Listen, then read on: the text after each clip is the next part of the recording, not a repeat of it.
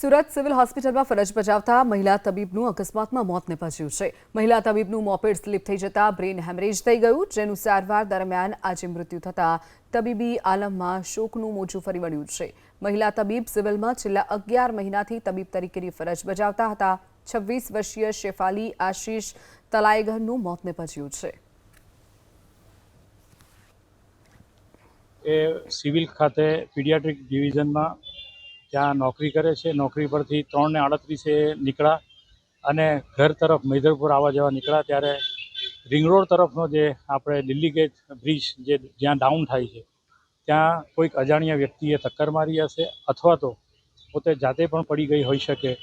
એ કોઈ પણ સીસી કેમેરામાં કોઈ જગ્યાએ આ ઘટના આવી નથી અને ત્યાં પડી જવાથી કે એને ટક્કર લાગવાથી એક્સિડન્ટ થયું છે અને એને માથામાં હેમરેજ થયું, જેના કારણે એને પ્રાથમિક સારવાર માટે સ્મીમેરમાં લઈ જવામાં આવેલા અને ત્યાર પછી આઈએનએસ હોસ્પિટલ ખાતે સારવાર કરવામાં આવેલી અને ગઈકાલે રાત્રે એમનું દેહાંત થયું।